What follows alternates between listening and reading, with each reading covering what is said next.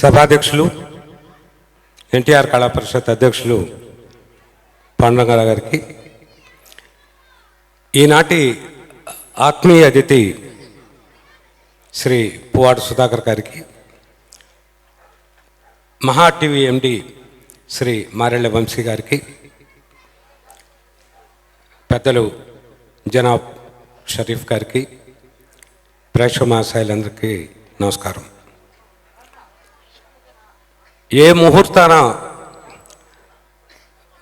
రాజధాని అమరావతి అనేటువంటి నిర్ణయం జరిగిందో ప్రపంచ చరిత్రలోనే ప్రపంచంలోని అన్ని విశ్వవిద్యాలయాల పరిశోధన చేసి ఆంధ్రప్రదేశ్లో అమరావతిలో భూసేకరణ అనేటువంటి ఒక గొప్ప అంశం మరెక్కడా జరగలేదు, ఇది ప్రపంచ రికార్డు అని చెప్పి అందరూ భావిస్తున్న తరుణంలో దురదృష్టవశాత్తు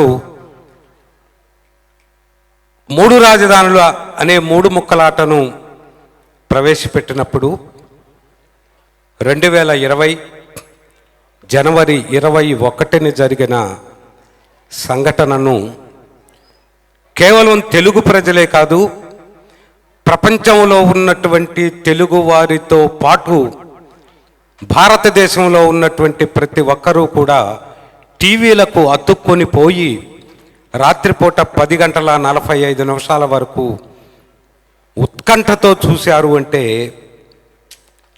ఆ సమస్య యొక్క తీవ్రత మనకి అర్థమవుతుంది. మహానుభావులు, కారణజన్ములు ఏదో ఒకటి సాధించటానికి ముందుకొస్తారు. వాళ్ళనే మనం టార్చ్ బేరర్స్ అని చెప్పి పిలుస్తాం. 2020 జనవరి 21న కౌన్సిల్లో చైర్మన్ స్థానంలో పెద్దలు షరీఫ్ గారు కూర్చొని ఉన్నారు. ప్రతిపక్షంలో ఉన్నటువంటి వారికి పూర్తి మెజార్టీ ఉన్నప్పటికీ అధికార పార్టీ కండకావరంతో, దుర్మార్గంతో, దౌర్జన్యంతో సభను మొత్తంలో విధ్వంసాన్ని సృష్టించి తాము అనుకున్నది నెరవేర్చుకోవాలి అని చెప్పి సంకల్పించినప్పుడు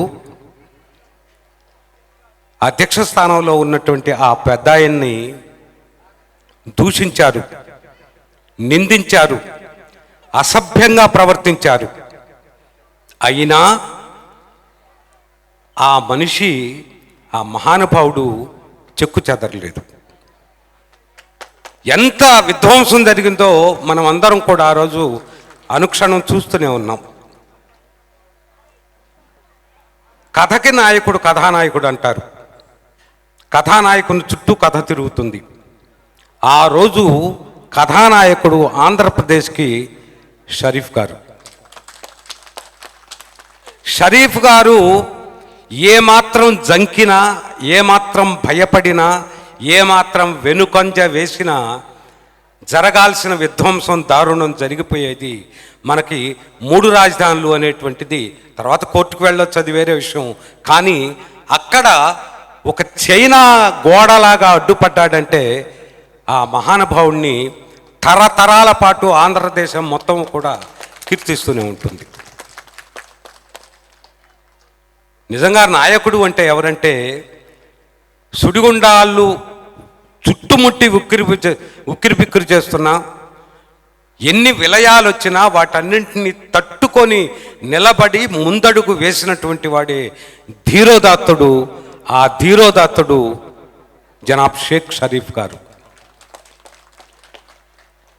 అమరావతి ఉద్యమం ఆ మహిళామ తల్లుల సారథ్యంలో 1631 రోజులు జరిగితే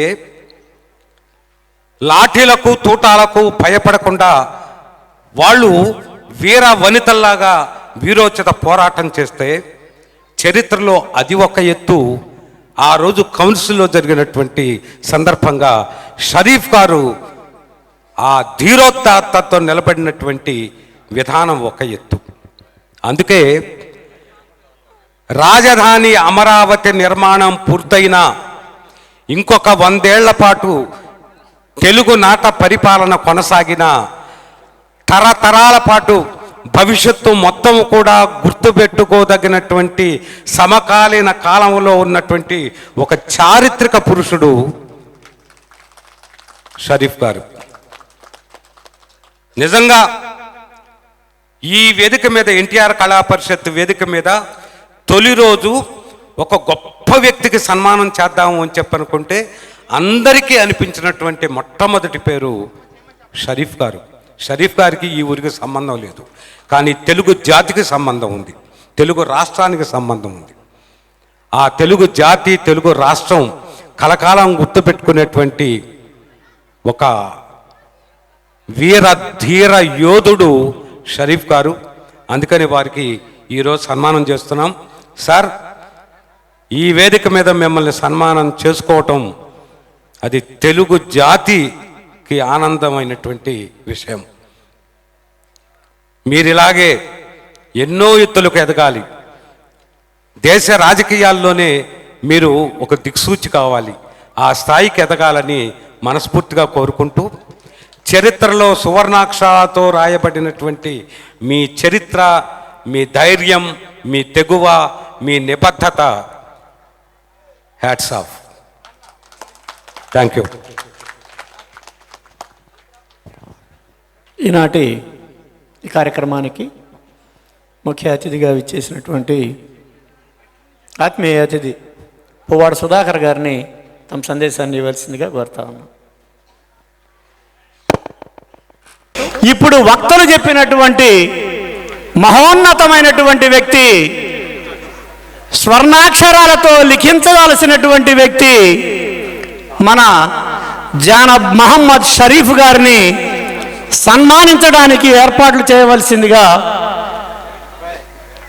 పరిషత్ వారిని కోరుతూ, ముందుగా పరిషత్ తరపున సన్మానిస్తాం.